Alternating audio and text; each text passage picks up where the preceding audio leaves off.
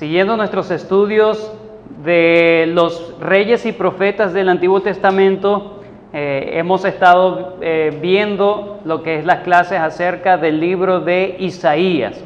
Libro de Isaías, uno de los profetas que profetizó en qué reino, a ver si recuerdan.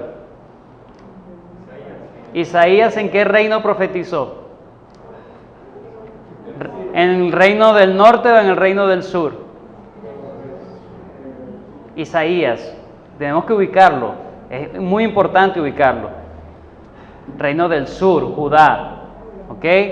En el tiempo de Isaías, él da algunas, de hecho vamos a ver un capítulo ahora, que él da algunas profecías antes de la caída del reino del norte, que es Samaria, y hay otras profecías cuando ya el reino del norte no existe y continúa el reino del sur.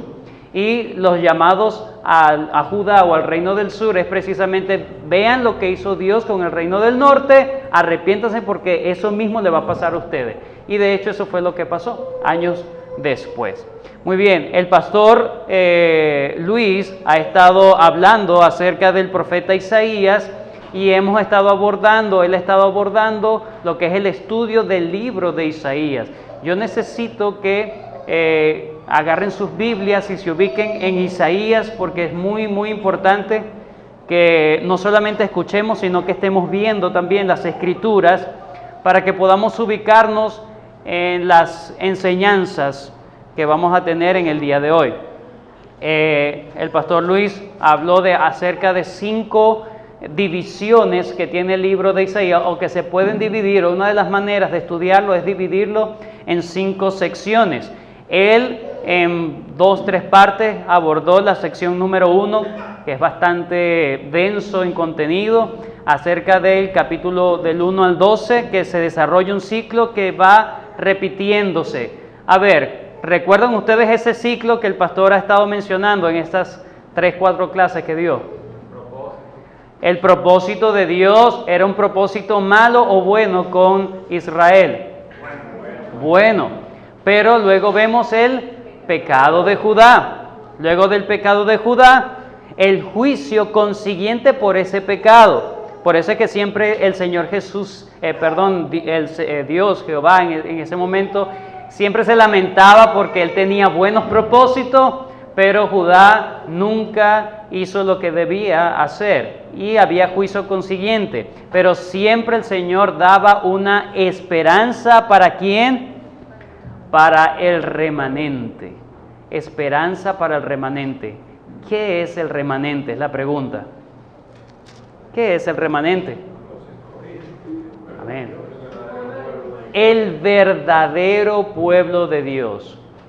No por ser judíos eran pueblo de Dios, sino los judíos piadosos era el pueblo de Dios. Así como cualquier gentil piadoso es pueblo de Dios. Somos parte del remanente de Dios, tal como lo enseña Pablo en Romanos capítulo 11. Muy bien, la sección anterior que la dio el pastor Luis hace 2 semanas, con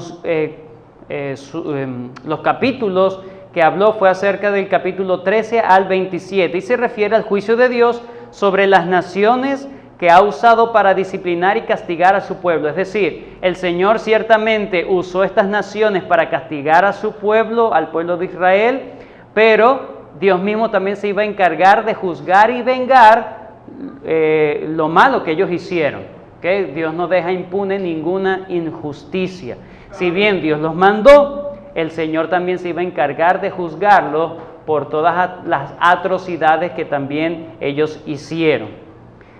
Y la tercera sección es la que vamos a ver en el día de hoy, Dios mediante, en estos minutos, en estas 2-3 horas, no mentira, en estos minutos, ¿ok? Vamos a ubicarnos en el capítulo 28 y vamos a estudiar desde el capítulo 28 hasta el capítulo 35 de Isaías. Capítulo 28 hasta el capítulo 35. Un breve resumen de ello es que aquí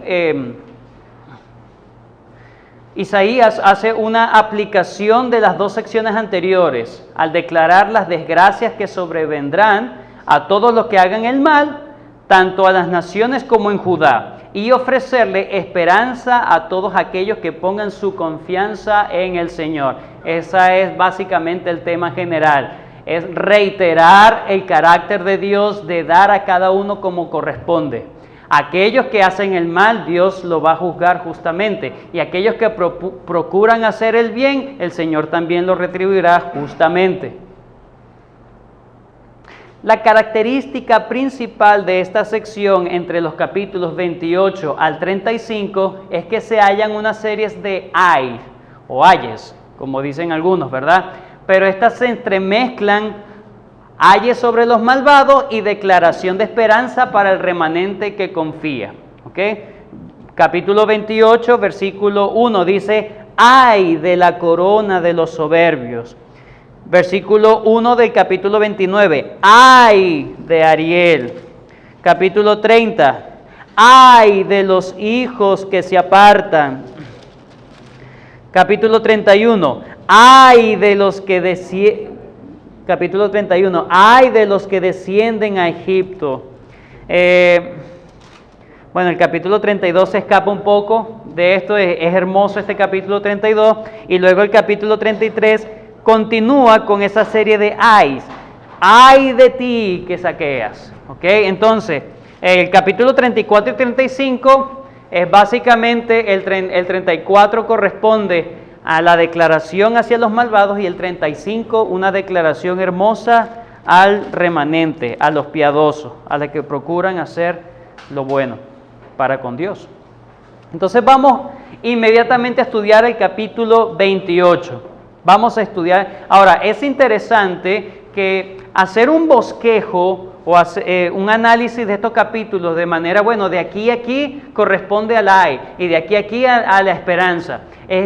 Todo se entremezcla mucho, ¿ok? Entonces es bastante complicado hacerle un bosquejo rígido a estos capítulos, pero vamos a irlo estudiando poco a poco y hacer algunas aplicaciones a nuestros días. El primer ay es sobre Efraín o Israel. Vayan conmigo, capítulo 28, versículo 1, dice,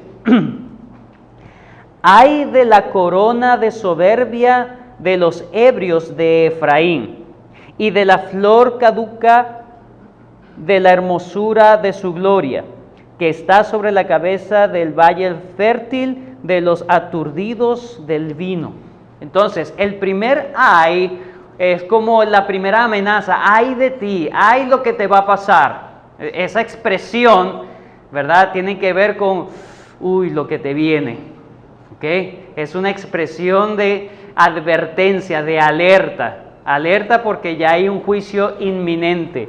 Ay sobre Efraín. Cuando habla de Efraín, se está hablando del reino del norte, no se olvide, Efraín o Israel es lo mismo, es el reino del norte. Aunque Isaías estaba en ese momento presente en el reino del sur, podemos entender que en ese momento el reino del norte todavía existía. Por lo tanto, debemos colocar esta profecía del capítulo 28 en esa época antes de que Siria arrasara con Israel o Efraín.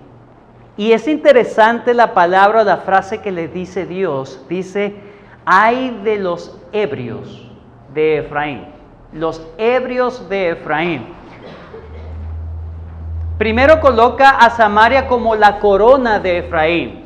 Cuando habla de corona, en ese tiempo, generalmente aquellos que eran de la aristocracia, para ir a un evento social se colocaban unas coronas, unas diademas, ¿verdad? Con olivos, pero en medio del banquete y eso, algunas inclusive se podían hasta marchitar en sus cabezas. Pero de alguna manera eso resaltaba de que era una persona de influencia. En este momento, Efraín se estaba dando el lujo, digamos de esa manera, de que Samaria estaba supuestamente en un esplendor, de que las cosas iban demasiado bien y se regocijaban, eran soberbios por ver la prosperidad de Samaria. Dice, ay de la corona de soberbia de los ebrios. Esa corona de soberbia se está hablando de Samaria, ¿verdad? De Samaria. Fíjense lo que Dios le dice que va a ocurrir con esa corona, con eso que a ellos les gusta ostentar. Versículo 2. He aquí Jehová tiene uno que es fuerte y poderoso como turbión de granizo y como torbellino trastornador, como ímpetu de recias aguas que inundan con fuerza y derriba tierra. Con los pies, ¿qué dice? Será pisoteada la corona de soberbia de los ebrios de Efraín.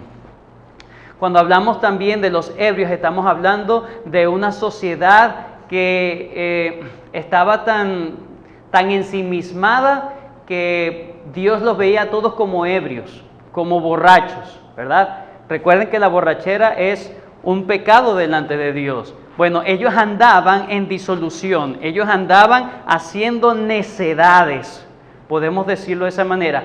No solamente se puede tomar de manera figurativa, sino también de manera literal. De hecho, la mayoría de las personas se embriagaban allí. Eso es lo que dice el versículo 7, por ejemplo, fíjense. Pero también estos erraron con el vino y con sidra se entontecieron. El sacerdote y el profeta erraron con sidra. Mire, hasta los líderes religiosos eran borrachos. Fueron trastornados por el vino y aturdieron con la sidra, erraron en la visión, tropezaron en el juicio. Entonces vemos cómo desde los representantes religiosos de la época hasta cualquier persona estaban depravados, creían que todo estaba bien y simplemente dijeron a sus almas, come y bebe porque mañana moriremos. Es decir, no le importaba nada. Era de ese tipo de pensamiento de que, bueno, voy a aprovechar la vida ahorita porque después no sé qué va a pasar. Pero no me importa, no me interesa el aquí y el ahora. Entonces, Dios le dice, yo voy a quitar esa corona que tú crees que Samaria te está haciendo mucho bien y lo que está haciendo es llevarte a la ruina. Y son comparados además, no solamente como ebrios, literalmente eran unos ebrios, no solamente de manera moral, sino de manera social, sino también que los compara a unos infantes. Vayan conmigo, no solamente aquí a Isaías 28:9, sino también a Primera de Corintios, capítulo 14.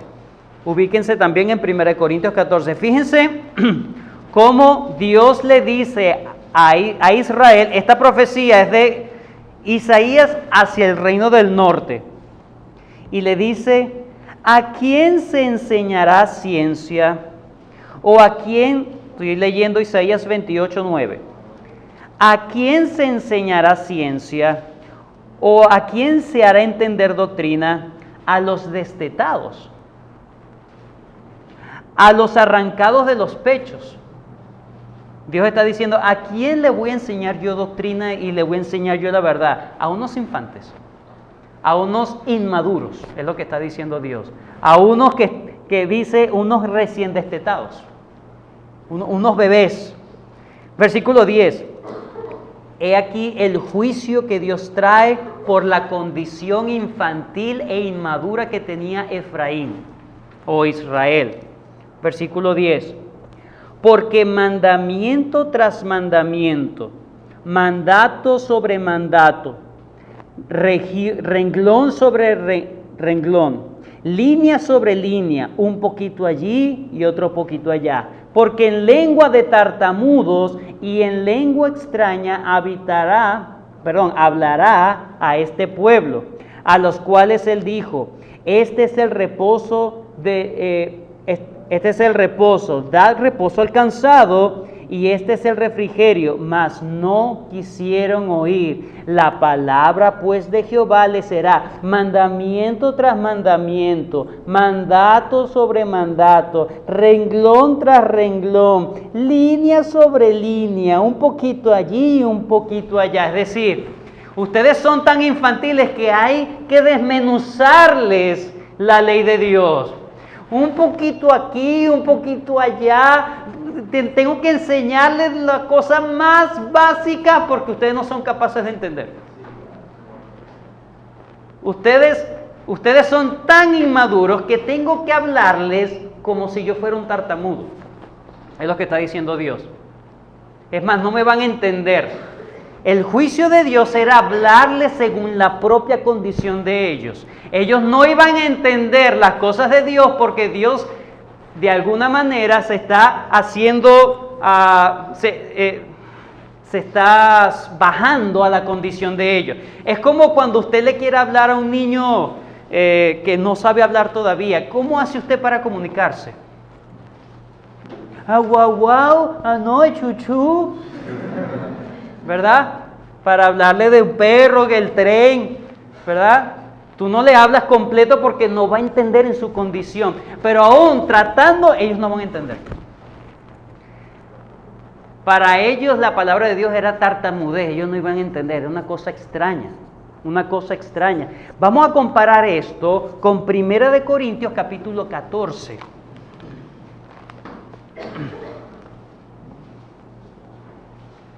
Versículo 20. Capítulo 14, versículo 20. 1 Corintios o 1 Corintios. Hermanos, ¿lo tienen? Hermanos, no seáis niños en el modo de pensar, sino sed niños en la malicia, pero maduros en el modo de pensar. En la ley está escrito: en otras lenguas y en otros labios hablaré a este pueblo, y ni aun así me oirán, dice el Señor. Lo que está diciendo Pablo en este momento está agarrando la misma cita que estamos estudiando. Pablo agarra la cita, esta cita que Dios dice: les voy a hablar como tartamudo, en lengua extraña, bajo su condición, porque son unos inmaduros, son unos infantiles. Se están emborrachando, ustedes no saben lo que están haciendo. Pablo está diciéndole a los cristianos de Corintio: son tan inmaduros, tan infantiles, que Dios, el mismo trato que Dios hizo con Israel, lo puede estar haciendo con aquellos cristianos infantiles e inmaduros. Dice: no seáis niños en el modo de pensar, sino maduros en el modo de pensar. En la malicia, sí, sean inocentes, digámoslo de esa manera, pero en el modo de pensar, como tú piensas, como tú razonas, debes razonar como un cristiano maduro, como un cristiano que entiende las Escrituras. ¿Cómo estamos conduciéndonos nosotros, hermanos?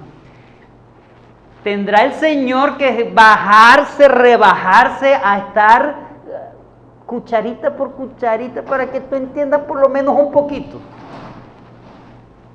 ¿Acaso no debemos nosotros ya en este tiempo empezar a dar pasos más grandes? Hermanos, el juicio de Dios, esto se toma como un juicio de Dios. Me voy a rebajar a la condición para que tú veas tan deplorable que es tu condición que ni me vas a entender. Es como cuando el Señor Jesucristo veló la verdad a aquellos que lo estaban escuchando por medio de parábolas. Las parábolas era precisamente el juicio de Dios para que la gente no entendiera. Les hablo por parábolas para que oyendo no oigan y viendo no vean. Para eso Cristo hablaba por parábola. Era el juicio de Dios. Cuando el Señor no quiere que tú entiendas, te va a hablar así. Y tú vas a decir: pero ¿por qué es que no entiendo nada?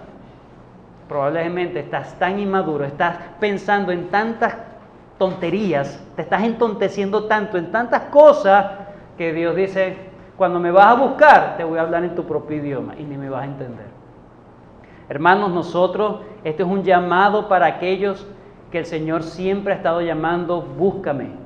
En Isaías, en Miqueas, en Amós, como aprendimos también, el Señor dice: buscadme y viviréis. Es tiempo de buscar al Señor, porque si tú sigues rechazando al Señor, va a llegar un momento en donde no vas a entender nada de la palabra de Dios.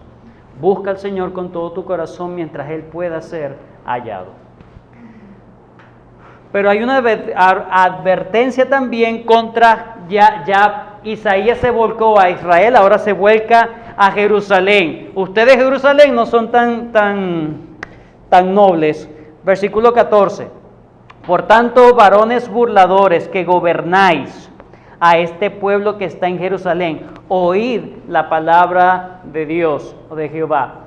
Entonces, ahora en el versículo 19 hasta el versículo 29 vamos a ver advertencias contra los burladores o los necios o los escarnecedores gobernantes de Judá, el reino del sur. Isaías lo primero que hace es denunciar su necedad. Fíjense el versículo 15. Ciertamente no lo debemos tomar como que ellos decían eso, pero su comportamiento decía eso. Versículo 15. Por cuanto habéis dicho, pacto tenemos hecho con la muerte.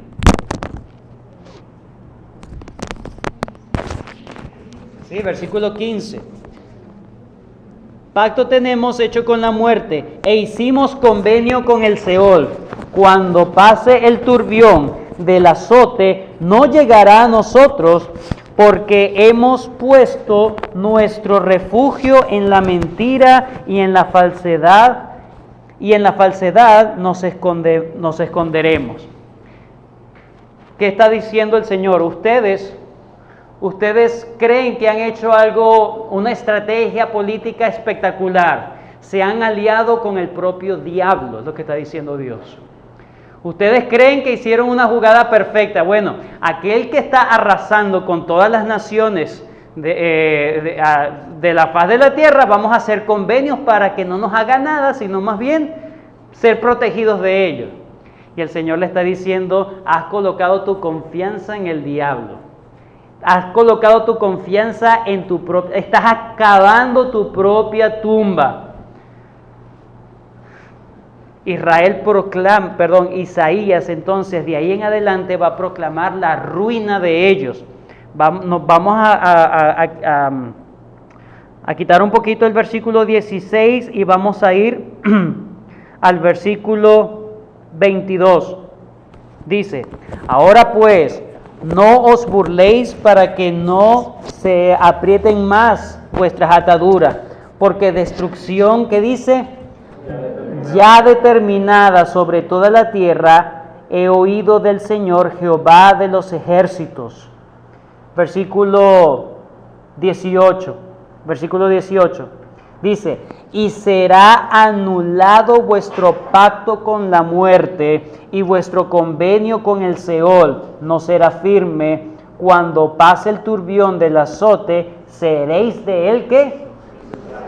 Ellos creían que haciendo convenio con Asiria, bueno, algunos comentaristas hablan de que es Asiria, otros comentaristas dicen que es Egipto, pero lo cierto es que estaba hablando de una potencia, en ese momento estaba hablando de una potencia superior a ellos, que estaban haciendo convenios para que no les hicieran daño, más bien que los protegieran, y el Señor está diciendo, ¿sabes cuál es el juicio que le voy a mandar? Que voy a anularles ese convenio. Voy a anularles ese convenio. Pero hay una promesa. Versículo 16. Esto es lo que yo estaba diciendo, que se entremezclan las cosas. Versículo 16. Hay una promesa hermosa. Por tanto, Jehová el Señor dice, he aquí que yo he puesto en Sión por fundamento una piedra probada, angular, preciosa de cimiento estable. El que creyere no se apresure. El Señor está diciendo, ustedes han confiado en quien no deben estar confiando. Han colocado su vida, su confianza, su esperanza en algo que les va a venir, les va a retribuir mal. Pero yo he puesto una piedra angular en Sión. Vaya, refúgiese en esa piedra. Pregunto, ¿cuál es esa piedra? Sí, si bien podemos relacionarlo con Romanos capítulo 9, versículo 33, nos vamos a ir por razón del tiempo, lo puede buscar en su casa. Romanos 9, 33, Romanos 10, 11 y Primera de Pedro 2, 6 nos habla que esa piedra angular es el Señor Jesucristo.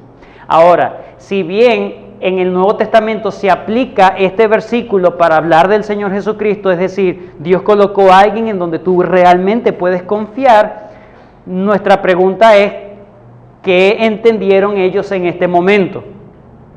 Están hablando de la palabra de Dios. Yo he colocado una piedra angular, estable, es decir, confíen en mí. Dejen de confiar en aquellos que ustedes creen que los van a liberar. No, empiecen a confiar en mí. Yo he colocado mi palabra en Sión, busquen allí. Busquen mi palabra, es lo que está diciendo el Señor Dios en este momento a Judá. Dejen de ser burladores. Ustedes creen que se la están comiendo, es lo que está diciendo. Ustedes creen que se la están ganando. Pues la verdad es que no. Pero aún así el Señor promete, aquí está algo donde tú te puedes refugiar. El Señor está pidiendo confianza en su palabra. Judá o Jerusalén es muy probable que no creyera que algo malo les iba a pasar.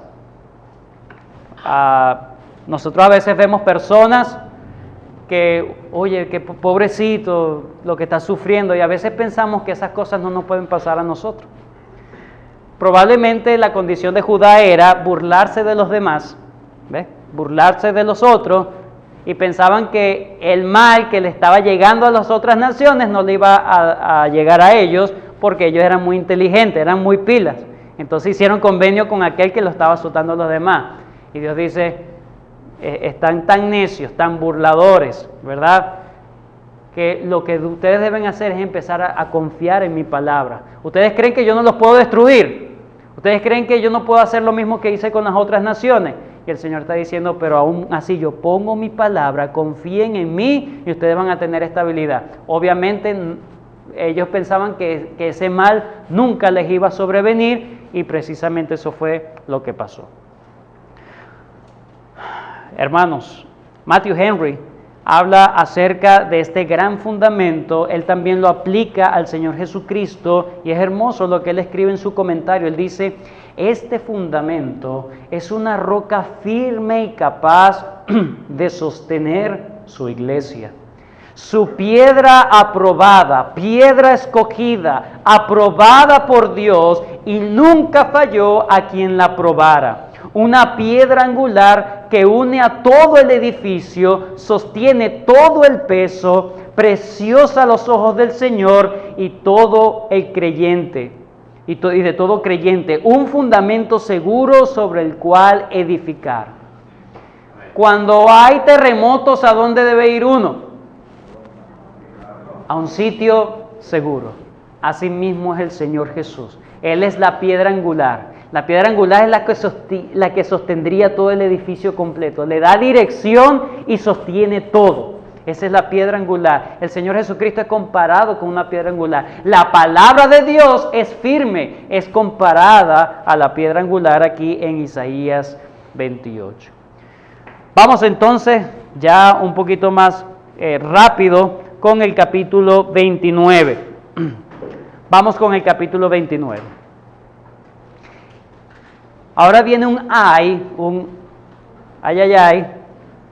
sobre Judá. Aquí Judá es llamado Ariel. ¿Ok? ¿Por qué Ariel?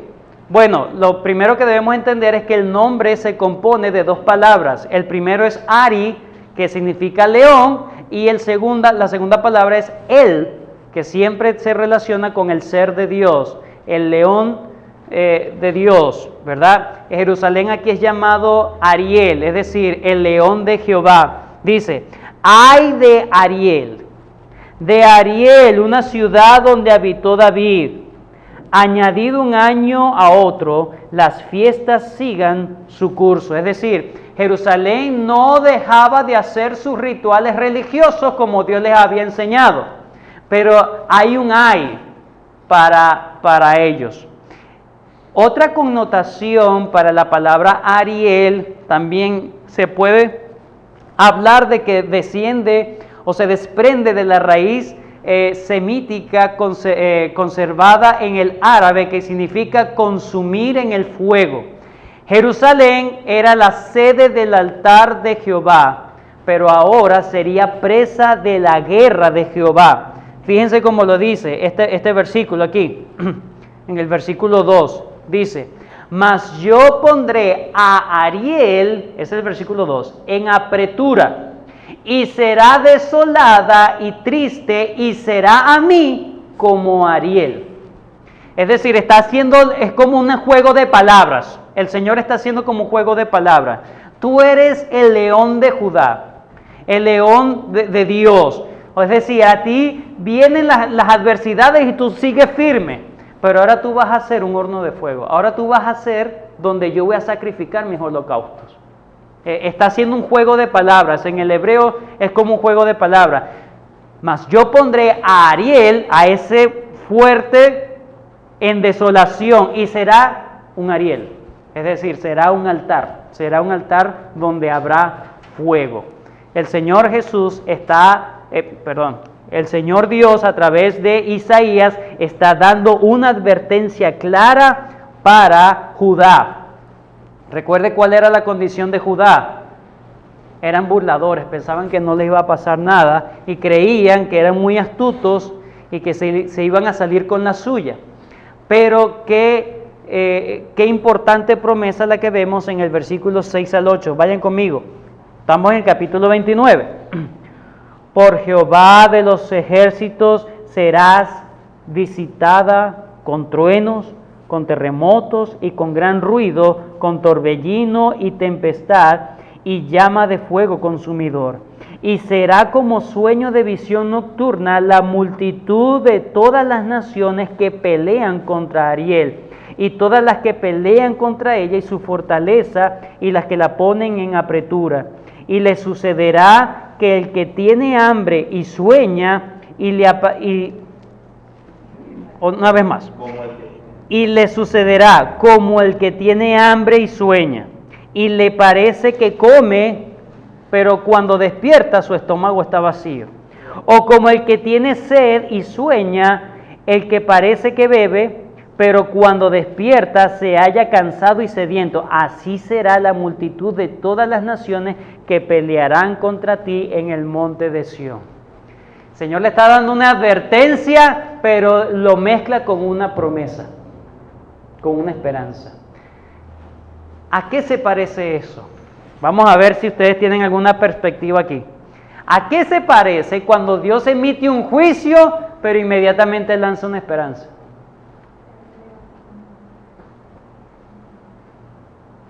Génesis 3:15.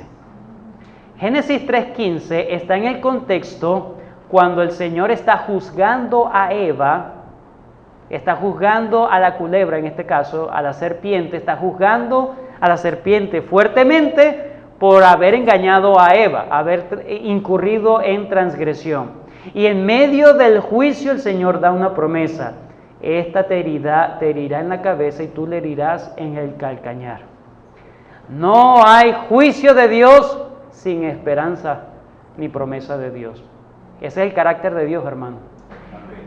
Cuando el Señor lanza un juicio o te da una advertencia, es para llamarte, para sacudirte, porque quiere tener misericordia de ti.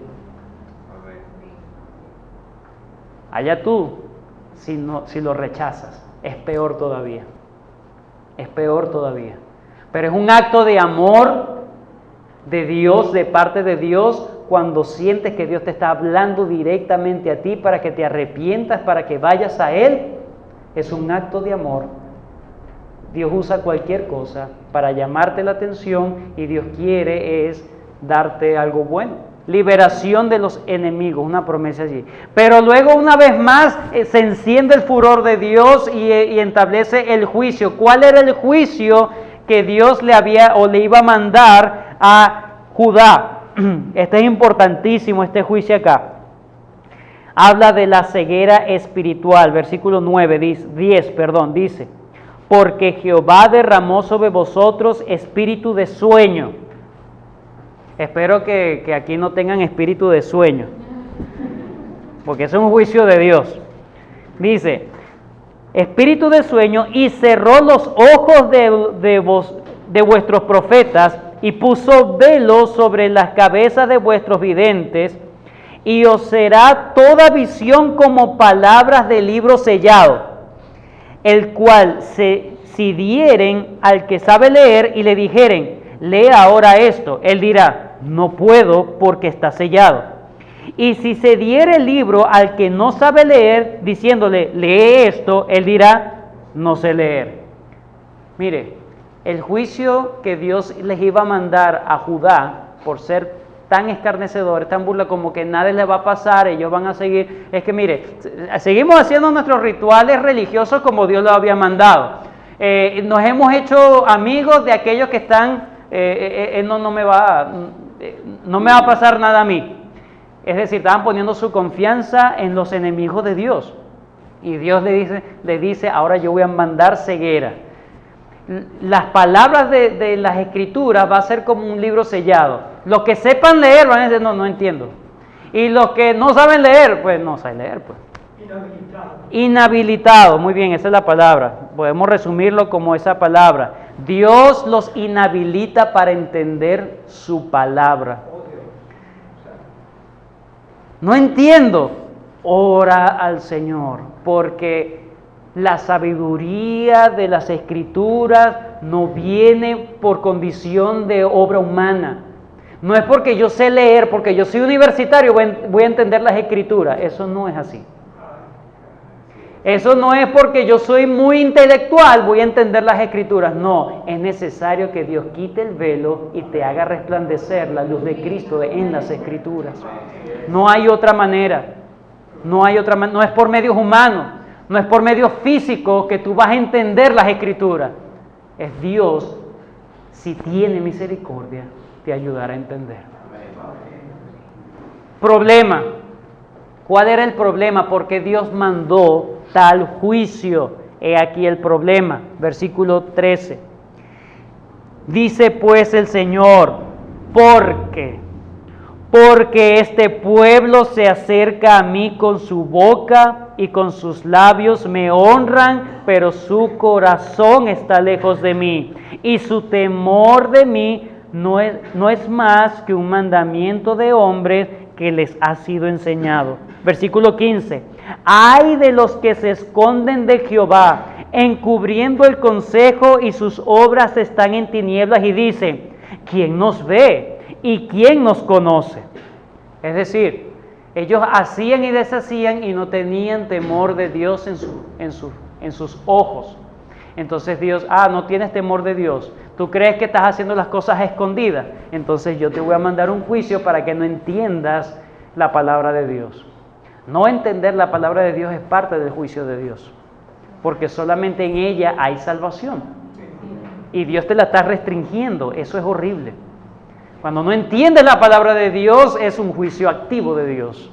El Señor tenga misericordia de nosotros. Señor, ten misericordia para poder entender tu palabra y ser edificado con tu palabra. El problema entonces de ellos, ¿por qué el Señor envía tal ceguera espiritual? Porque ellos tenían una religión hipócrita. Ellos venían los domingos a congregarse, pero su corazón estaba firmando.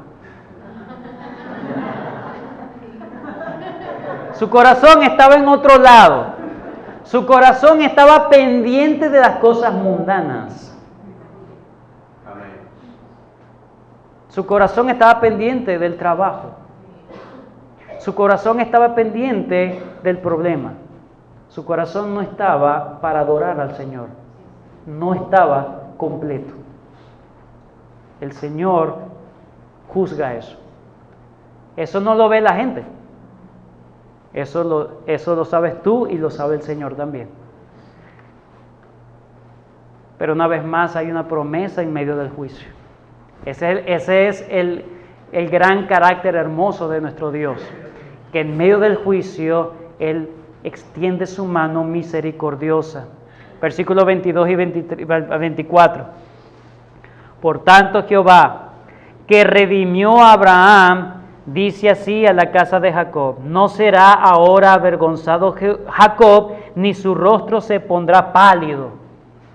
Así como que, ¿qué pasó aquí? Versículo 23. Porque verá a sus hijos obra de mis manos en medio de ellos, que santificarán mi nombre y santificarán al Santo de Jacob y temerán al Dios de Israel. Qué impresionante, versículo 24. Y los extraviados de espíritu aprenderán inteligencia y los murmuradores aprenderán doctrina. Es la promesa que Dios hace al remanente piadoso de Judá, de Jerusalén. Yo les voy a mandar un juicio, pero en algún momento yo voy a reivindicar la condición espiritual de Judá y sus parientes. Ahí menciona a Abraham y a Jacob. Sus parientes no se van a decepcionar de sus descendientes. Es como que Jacob, Abraham y todos los patriarcas piadosos de Israel estaban decepcionados de aquella generación o de esta generación. Y Dios está diciendo, tranquilo, yo le voy a dar una generación que a ellos no los va a hacer pálidos, no los va a defraudar. Esto es una promesa de Dios de restauración espiritual. Para ir terminando esta sección, vamos rápidamente con el resto de los capítulos. Ya de aquí en adelante es un poco más rápido. Primero, capítulo 30 nos habla sobre el ay de los judíos traicioneros. Judíos traicioneros. ¿Por qué? Versículo 30. ¿Qué dice? Ay de los hijos que se apartan, dice Jehová, para tomar consejo y no de mí. Para cobijarse encubierta y no de mi espíritu, añadiendo pecado a pecado. Capítulo 31. Capítulo 31. Ay de los que descienden a Egipto por ayuda y confían en caballos y su esperanza ponen en carros. Ellos son unos traicioneros, porque ellos en vez de buscar al Señor, tanto que el Señor les dice, confíen en mí, y se van hasta donde están los egipcios. Van a buscar una cobija y no es el Espíritu de Dios, sino es algo físico totalmente. Isaías denuncia esta confianza puesta en Egipto más bien que en Jehová. Dios había prohibido anteriormente que el pueblo judío se aliara con naciones paganas. Deuteronomio 7:2 dice, y Jehová tu Dios las haya entregado delante de ti y las haya derrotado, las destruirás del todo y no harás, ¿qué dice? Con ellas alianza, ni tendrás de ellas misericordia. ¿Cuál era el pecado? Bueno, su confianza en otro, pero no en Dios. Es lo que también anunció Jeremías en el capítulo 17, versículo 5. Así ha dicho Jehová, maldito el varón que confía en el hombre y pone por su brazo y su corazón se aparta de Jehová. Ese era el pecado. Estaban añadiendo pecado al mismo pecado, confiando en cualquier otra cosa y no confiaban en Dios. ¿Cuál era la raíz de su pecado? Del versículo 9 al 11 nos hablan de que simplemente no querían oír la palabra de Dios. Versículo 9 del capítulo 30. Versículo 9. Porque este pueblo es rebelde, hijos mentirosos, hijos que no quisieron oír la ley de Jehová, que dice a los videntes, no veáis, y a los profetas, no nos profeticéis lo recto, decidnos cosas halagüeñas, profetizad mentira. Prefieren la mentira que la verdad. La raíz del pecado, no querer escuchar la palabra de Dios. Esa era la raíz de su pecado. Añadían pecado tras pecado. Pero una vez más, el Señor da una promesa al remanente. Los versículos 18 al 26, el Señor habla de la misericordia en medio de la aflicción. Dios le va a mandar aflicción, le dice, sí, yo te voy a mandar aflicción. Versículo 18, por tanto Jehová esperará para tener piedad de vosotros, por tanto será exaltado teniendo de vosotros misericordia, porque Jehová es Dios justo, bienaventurados todos los que confían en Él. Ciertamente el pueblo morará en Sión, en Jerusalén. Nunca más llorarás. Al que tiene misericordia se apiadará de ti. Versículo 20. Bien que os dará el Señor pan de congoja y agua de angustia, con todo tus maestros nunca más te serán quitados, sino que tus ojos verán a tus maestros. Hermanos, el Señor no les dice que les va a quitar la angustia, pero les dice que en medio de la angustia le va a otorgar su misericordia. Pero ¿cómo es la misericordia de manera práctica? ¿Cómo es esa misericordia? Número 1, instrucción de la palabra de Dios. Amén. Sí, yo te voy a mandar pan de angustia, pero no te voy a quitar maestros que te instruyan en la palabra. Eso es un acto de misericordia de Dios. Que en medio de la situación difícil tú puedas contar con instrucción divina. Que en medio de la instrucción, que en medio de la aflicción, en medio de los problemas, en medio de la angustia que Dios te hace pasar, aún así, el Señor tiene misericordia y te envía personas para que te den la palabra de Dios. No desprecies eso. No desprecies eso. En medio de esta situación difícil que tenemos, no desprecies la palabra de Dios. Eso es un acto de misericordia del Señor.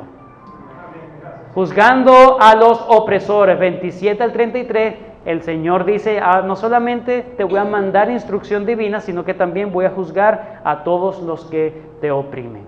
Capítulo 31 reitera una vez más el ay a los judíos traicioneros. Ellos simplemente confían en hombres, en caballos, ¿sí? Lo leímos hace poco. Pero ellos tienen una confianza, una futilidad en su confianza, ¿verdad? No sirve para nada su confianza. Pero el llamado de Dios es al arrepentimiento, el confiar en el Señor, versículos 9 al 6. Los versículos 9 al 6 nos llaman a no confiar en el hombre, sino confiar en el Señor. Tal como el Salmo 20 dice, estos confían en carros y aquellos en caballos, mas nosotros del nombre de Jehová nuestro Dios tendremos memoria. Así dice un hijo de Dios, no confío en sus carros, no confío en sus cuentas bancarias, no confío en su influencia, confío en el nombre del Señor y soy fiel al nombre del Señor. Capítulo 32 nos hace una hermosa promesa, un rey justo. Léalo en su casa, hermano. Capítulo 32, versículo del 1 al 8. Básicamente es la alusión a Jesucristo. Vamos a leer algunos versículos allí. Isaías 32. Dice, el rey justo. Versículo 2. Y será aquel varón como escondedero contra el viento, y como refugio contra el turbión, como arroyos de agua en tierra de sequedad, como sombra de gran peñasco en tierra calurosa. No os ofuscarán entonces los ojos de los que ven, y los oídos de los oyentes oirán atentos. Es una alusión a nuestro Señor Jesucristo, que en Mateo capítulo 11, versículo 3, cuando Juan el Bautista manda a sus discípulos a preguntar, ¿eres tú el que estamos esperando? Y el Señor le dice, bueno, yo les doy vista a los ciegos, hago que los cojos salten, que caminen. He aquí el reino de Dios. Eso es lo mismo que estaba esperando la gente de este rey justo. Versículo 3 dice, no os ofuscarán entonces los ojos de los que ven y los oídos de los oyentes oirán atentos. Cuando tú lo comparas con Mateo 11, del 3 al 6, es lo mismo que el Señor está diciendo. Los ciegos ven y los sordos oyen.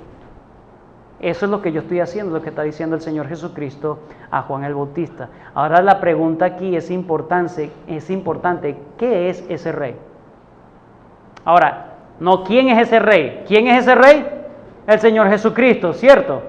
Esta es una promesa para la posteridad, pero para nosotros, ¿qué es para ti el Señor Jesús? Es la pregunta. ¿Qué es para ti el Señor Jesucristo? Versículo 2. Y será aquel varón como escondedero contra el viento, como refugio contra el turbión. Así estimas tú a Jesucristo en tu vida. Como arroyo de agua en tierra de sequedad. Mi corazón clama por ti, oh Dios, el alma mía, como el ciervo que brama junto a las corrientes de agua. Así clamaba el salmista. Así es Cristo para tu vida. ¿O Cristo es simplemente una religión? ¿O es un arroyo de agua en tiempo de sequedad? Como sombra de gran peñasco en tierra calurosa. ¿Qué espera uno en una tierra caliente? Una sombra, algo que lo refresca. ¿Qué es Jesucristo para ti? ¿Qué es Cristo para ti? Y ya para ir terminando, dice juicios contra la indolencia. Estas personas no querían nada con el Señor y Dios le dice, yo voy a hacer tal cosa solamente cuando descienda mi espíritu. Versículo 15. Fíjense lo que dice el Señor. Hasta que sobre vosotros sea derramado el espíritu de lo alto y el desierto se convierta en campo fértil y el campo fértil sea estimado por bosque. Cuando descienda el Espíritu Santo, allí van a haber efectos. Allí van a haber efectos. El desierto se convertirá en campo fértil y el campo fértil se convertirá en bosque. Esas son las consecuencias cuando tienes el Espíritu Santo en tu vida.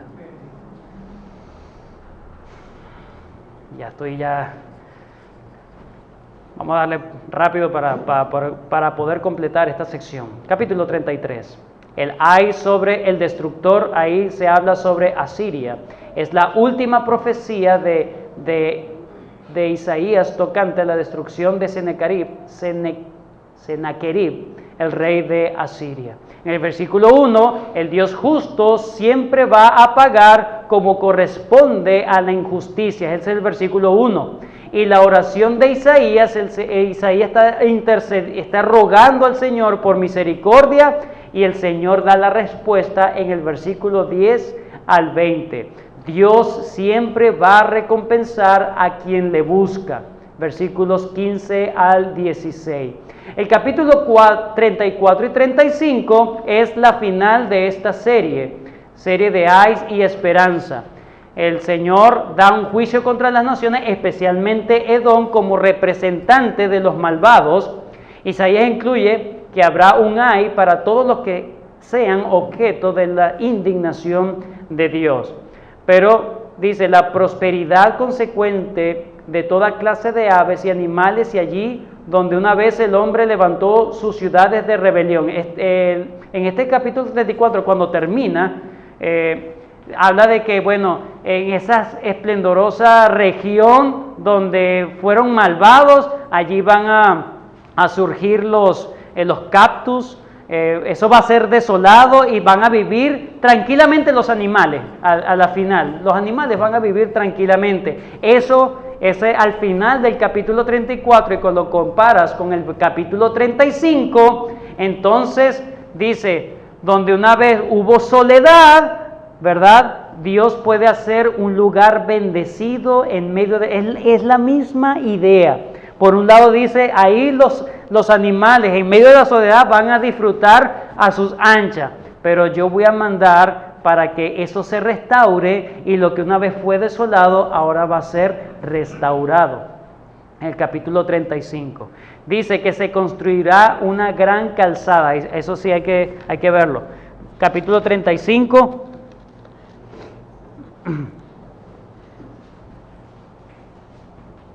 Versículo 8, para terminar, dice, Recuerden el contexto que estoy diciendo. Por un lado, hay una gran soledad, capítulo 34, ¿verdad? Y en el capítulo 35 es como que renace una vez más la esperanza. Y en el versículo 8 dice, y habrá allí calzada y camino será llamado camino de santidad.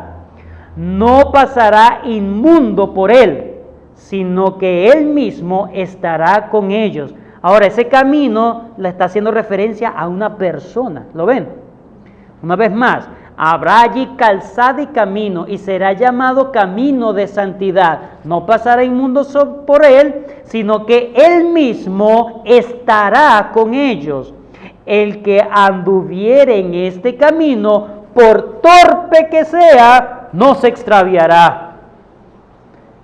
Juan 14:6, yo soy el camino, la verdad y la vida. Nadie viene al Padre sino por mí. Cristo es ese camino de santidad. El que camine por Cristo, aunque sea torpe, no se desviará. No se perderá. No hay enemigo de Dios, no hay pecador descreído que pueda llegar que no pueda llegar a través de Jesús a Dios. Mateo 7, 13 al 14 dice, entrad por la puerta estrecha, porque ancha es la puerta y espacioso el camino que lleva a la perdición, y muchos son los que entran por ella. Porque estrecha es la puerta y angosto, que dice, el camino que lleva a la vida, y pocos son los que la hallan. Jesús dijo, yo soy la puerta. El que por mí entrare será salvo, y entrará y saldrá y hallará pastos. Capítulo 35 entonces nos habla de una promesa de renacimiento del pueblo de Dios. Pero ese renacimiento es solamente cuando el Señor coloque esa calzada que se llama calzada o camino de santidad. ¿Y quién es ese verdadero camino de santidad? El Señor Jesucristo. Entrad por la puerta estrecha, porque ancho es el camino que lleva a la perdición, pero estrecho es el camino que va a la vida eterna. Cristo dijo, yo soy el camino, yo soy esa puerta. Tú nunca vas a llegar al Padre, nunca llegarás al cielo si no entras por la puerta de Cristo. Él es nuestra santidad. Esta es la sección entonces acerca de los ay y de las promesas al remanente, hermano. Hay mucho que decir todavía. Esto fue, traté de hacer en pocos minutos este gran sección, pero definitivamente, hermano, solamente debemos quedarnos con, no solamente, pero quédense ustedes con esto, hermano. No pongas tu confianza en otra cosa que no sea Dios. Busca al Señor mientras Él pueda ser hallado. Porque si tu condición sigue así, de rechazar las Escrituras, el Señor probablemente te hablará en tu propia condición y no entenderás nada. El Señor nos ayude para poder entender su palabra. Esa es la misericordia de Dios. Oramos. Bendito Dios, gracias por este tiempo, este estudio, Señor. Si bien no agotamos todo el tema, pero gracias, Señor, porque tu palabra es viva y eficaz y más cortante que toda espada de dos filos. Gracias, Señor, por el camino que has colocado para poder caminar en la santidad y llegar al verdadero Sión, al verdadero pueblo de Dios, el Señor Jesucristo. Gracias, Señor, por tu amor, porque en medio de la aflicción y del juicio hay esperanza, Señor, solo en ti.